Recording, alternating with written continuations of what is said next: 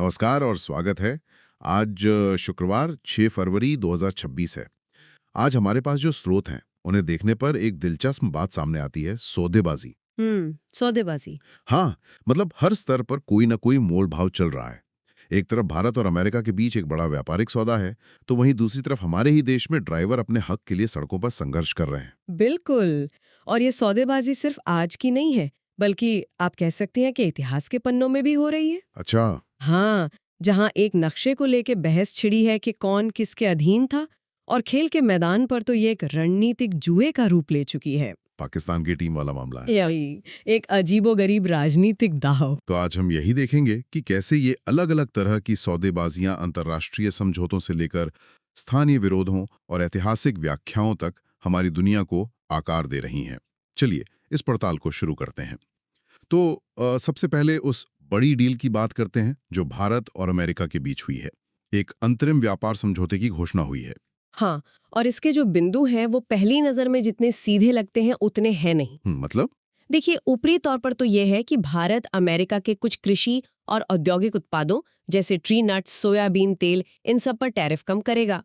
Okay. और बदले में अमेरिका भी भारत के कपड़ा और चमड़े जैसे कुछ सामानों पर 18% का टैरिफ लगाएगा। तो ये तो एक तरह से एक हाथ दे एक हाथ ले वाली बात हो गई। ये तो सामान्य लगता है, लेकिन इसमें गहरी बात क्या है? भारत के लिए असल जीत कहाँ है? असल खेल दूसरे हिस्से में है। अमेरिका भारत की जेनेरिक दवाओं, रत्नों और हीरों और सबसे जरूरी विमान के पुर्जों जैसे कई सामानों से टैरिफ पूरी तरह हटा रहा है। पूरी तरह से? हाँ, और देखिए, ये सिर्फ सामान की अदला बदली नहीं है। अमेरिका का भारत की जेनेरिक दवाओं और विमान पुर्जों से टैरिफ हटाना ये दिखाता है कि वो अपनी सप्लाई चेन को चीन से दूर ले जा रहा है। अच्छा, तो ये एक रणनीतिक कदम है। बिल्कुल, वो भारत जैसे भरोसेमंद साझेदारों की ओर आ रहा है। ये एक लॉन्ग टर्म स्ट्रैटेजी है। मतलब ये सिर्फ सस्ते अखरोट खरीदने की बात नहीं, बल्कि एक तरह की रणनीतिक साझेदारी को मजबूत करने की कोशिश है। और इसमें भारत के 500 अरब डॉलर के निवेश का भी जिक्र है। वही तो इस सौदे का दूसरा बड़ा पहलू है। भारत ने अगले 5 सालों में अमेरिका से 500 अरब डॉलर के ऊर्जा उत्पाद, विमान और टेक्नोलॉजी खरीदने का इरादा जताया है। 500 अरब डॉलर? हाँ, ये सिर्फ एक खरीदारी नहीं, बल्कि एक रणनीतिक निवेश है जो दोनों देशों को तकनीक और ऊर्जा के क्षेत्र में और करीब लाएगा। ये एक ऐसा सौदा है जो आने वाले दशक के लिए भू राजनीतिक समीकरणों को प्रभावित करेगा। एक तरफ तो ये बड़े-बड़े समझौते हैं जो देशों को करीब ला रहे हैं, हम्म। लेकिन जमीनी हकीकत कभी-कभी बहुत अलग होती है। हाँ। हमारे पड़ोस में ही इस्लामाबाद से जो खबर आ रही है, वो संवाद और सौदेबाजी की पूरी तरह टूट जाने का एक दुखद नतीजा दिखाती है। हाँ, ये बहुत ही भयानक घटना है। इस्लामाबाद के बाहरी इलाके तरलाई कलां की खदीजातुल कुबरा मस्जिद में, वो भी जुमे की नमाज के दौरान, एक आत्मघाती हमला हुआ। ओह! हमलावर ने पहले गेट पर गोलीबारी की और फिर भीड़ के बीच खुद को उड़ा लिया।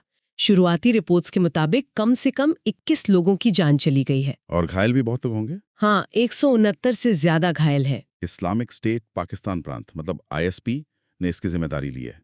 राजधानी इस्लामाबाद में इस तरह का हमला, ये पाकिस्तान की आंतरिक सुरक्षा पर एक बहुत बड़ा सवालिया निशान नहीं लगाता? निश्चित रूप से ये दिखाता है कि चरमपंथी गुटों की पहुंच और उनका दुस्साहस कितना बढ़ गया है। राजधानी के इतने पास एक शिया मस्जिद को निशाना बनाना, ये साफ तौर पर सांप्रदायिक तनाव को भड़काने की कोशिश है। पाकिस्तान के प्रधानमंत्री से लेकर भारत, अमेरिका, तुर्की और ईरान तक सबने इसकी निंदा की है। लेकिन ये घटना इस बात की याद दिलाती है कि जब बातचीत के रास्ते बंद हो जाते हैं और कट्टरता हावी हो जाती है, हाँ, तो उसकी कीमत बेगुनाह लोगों को चुकानी पड़ती है। अंतर्राष्ट्रीय मंच से अब अपने देश की सड़कों पर आते हैं, जहां आज एक अलग तरह की सौदेबाजी के लिए चक्का जाम था। All India breakdown. हाँ, ऐप आधारित कैब ड्राइवरों की देशव्यापी हड़ताल। और उनकी मांगे बहुत सीधी और स्पष्ट हैं। ये हड़ताल मतलब ड्राइवरों और बड़ी बड़ी एग्रीगेटर कंपनियों के बीच शक्ति के असंतुलन को दिखाती है। उनकी सबसे बड़ी शिकायत क्या है? सबसे बड़ी शिकायत है अवैध बाइक टैक्सी सेवाओं से। अच्छा, अवैध क्यों?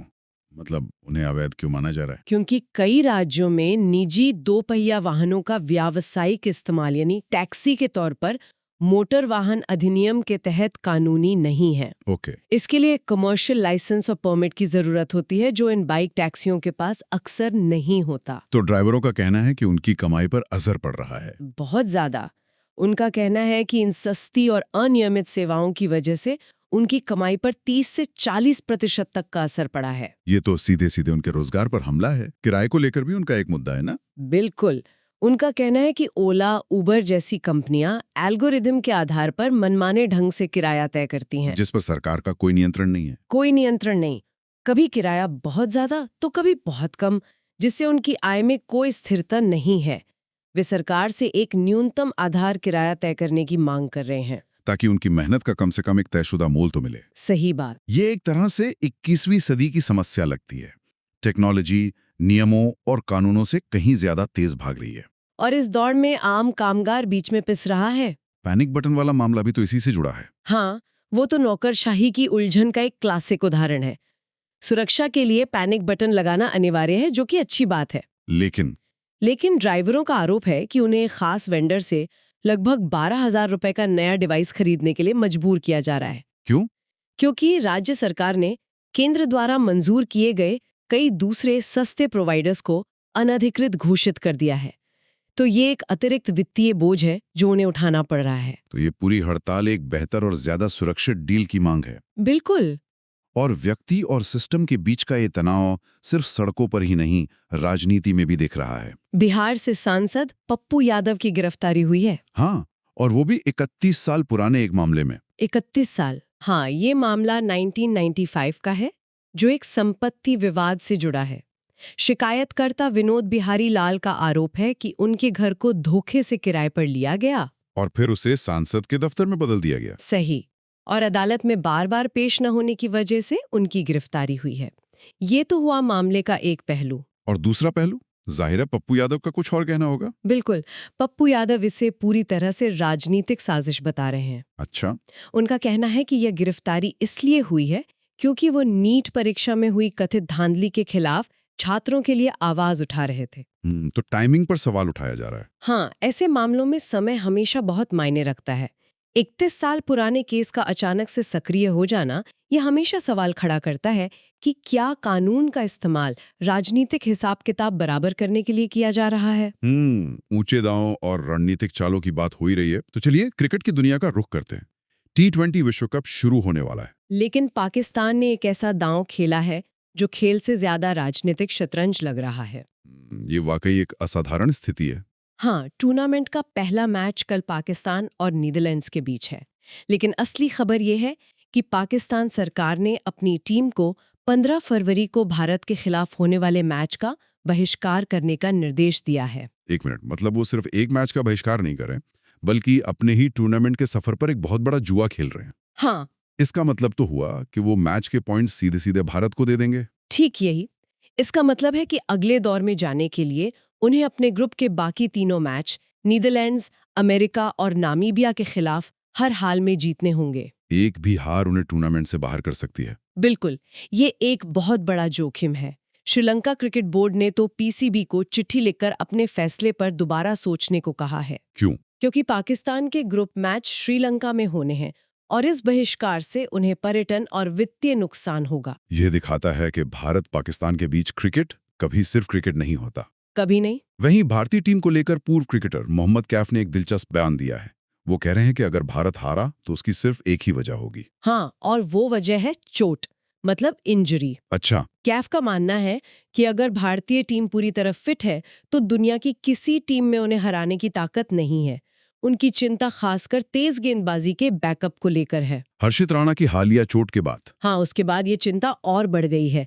उन्होंने राणा के विकल्प के तौर पर मोहम्मद सिराज का नाम सुझाया है, जिनका हालिया फॉर्म काफी अच्छा रहा है। बहुत शानदार।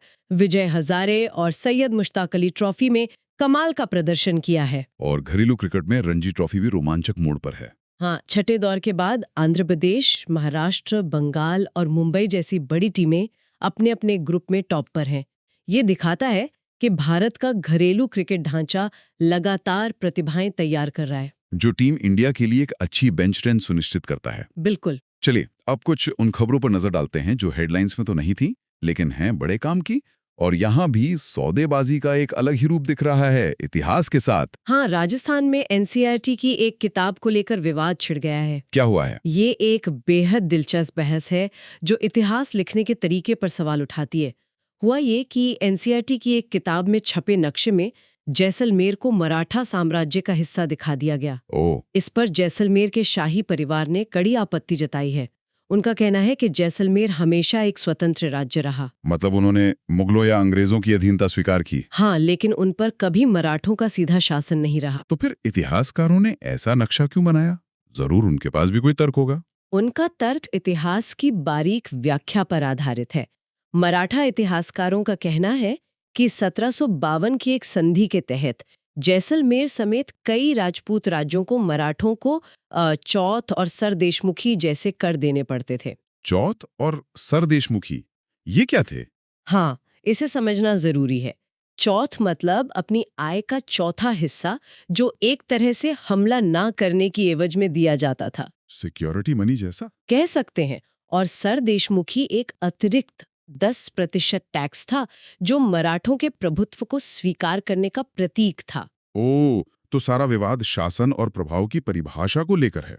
एग्जैक्टली। एक पक्ष कह रहा है कि हमारा सीधा राज नहीं था, तो हम आजाद थे। दूसरा पक्ष कह रहा है कि अगर आप हमें टैक्स दे रहे थे तो आप हमारे प्रभाव क्षेत्र में थे। बिल्कुल। ये दिखाता है कि इतिहास कोई पत्थर पर लिखी इबारत नहीं है, बल्कि लगातार चलने वाली एक बहस है। हम्म, और जब हम राजस्थान में अतीत की इस बहस में उलझे हैं, वहीं से भविष्य की एक शानदार खबर भी आ रही है। हाँ, स्वास्थ्य के क्षेत्र से एक बड़ी उम्मीद भरी खबर। जयपुर का सवाई मानसिंह यानी एसएमएस अस्पताल राजस्थान का पहला सरकारी अस्पताल बनने जा रहा है, जहां कैंसर के इलाज के लिए कार टी सेल थेरेपी उपलब्ध होगी। ये एक क्रांतिकारी कदम है। बहुत बड़ा। ये भारत की पहली स्वदेशी जीन थेरेपी है। ये कार टी सेल थेरेपी काम कैसे करती है? इसे सरल भाषा में समझा सकती हैं? हाँ, बहुत सरल शब्दों में। इसमें डॉक्टर मरीज के शरीर से उसकी अपनी प्रतिरक्षा कोशिकाएं, जिन्हें टी सेल्स कहते हैं, वो निकालते हैं। ओके। फिर लैब में उन टी सेल्स को जेनेटिकली इंजीनियर या रीप्रोग्राम किया जाता है, ताकि वो कैंसर कोशिकाओं को पहचानने और उन पर हमला करने के लिए सुपरचार्ज्ड हो जाएं। मतलब उन्हें एक तरह से ट्रेनिंग दी जाती है? हाँ, इसके बाद इन शक्तिशाली कोशिकाओं को वापस मरीज के शरीर में डाल दिया जाता है। ये अपने ही शरीर की सेना को दुश्मन से लड़ने के लिए ट्रेनिंग देने जैसा है। ये तो कमाल की तकनीक है। और इसका एक सरकारी अस्पताल में आना, इसका मतलब है कि ये इलाज अब उन लोगों की पहुंच में भी होगा जो इसके बारे में सोच भी नहीं सकते थे। यही इसकी सबसे बड़ी बात है। अब तक ये थेरेपी कुछ निजी अस्पतालों तक ही सीमित थी और बहुत ज्यादा महंगी थी।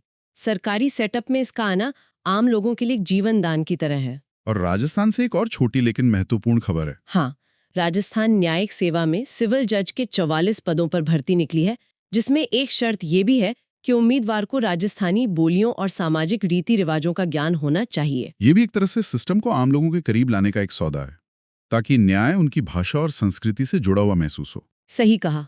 तो आज हमने हर स्तर पर मोलभाव और सौदेबाजी देखी। देशों के बीच व्यापारिक सौदे, ड्राइवरों और कॉरपोरेशंस के बीच हकों की लड़ाई, खेल के मैदान पर राजनीतिक दांवपेच, और यहाँ तक कि इतिहास की किताबों में अपनी जगह के लिए एक वैचारिक सौदेबाजी। बिल्कुल। एक ही दिन में हम 18वीं सदी के चौथ और सरदेशमुखी जैसे टैक्स पर बहस कर रहे हैं। और साथ ही 21वीं सदी की काठी सेल जैसी जीन थेरेपी को अपना रहे। ये दिखाता है कि एक समाज के तौर पर हम एक ही वक्त में अपने अतीत को समझने और भविष्य को गढ़ने की कोशिश में लगे रहते हैं। आज की हमारी इस पूरी चर्चा से एक सवाल मेरे मन में जरूर उठ रहा है, जो शायद हमारे श्रोताओं को भी सोचने पर मजबूर करे। वो क्या? सवाल ये उठता है कि इन तमाम सौदेबाजियों में, चाहे वो देशों के बीच हों, कंपनियों के साथ हों, या फिर खुद अपने इतिहास के साथ, शर्तें कौन तय करता है? क्या वो जिसके पास ज्यादा ताकत है, वो जिसकी आवाज ज्यादा बुलंद है, या वो जिसके पास ज्यादा सटीक नक्शा है? और शायद सबसे जरूरी सवाल ये है कि क्या हम उन सौदों के बारे में जानते भी हैं जो हर रोज हमारी तरफ से किए जा रहे हैं? एक बहुत ही गहरा सवाल, जिसके बारे में सोचना जरूरी है।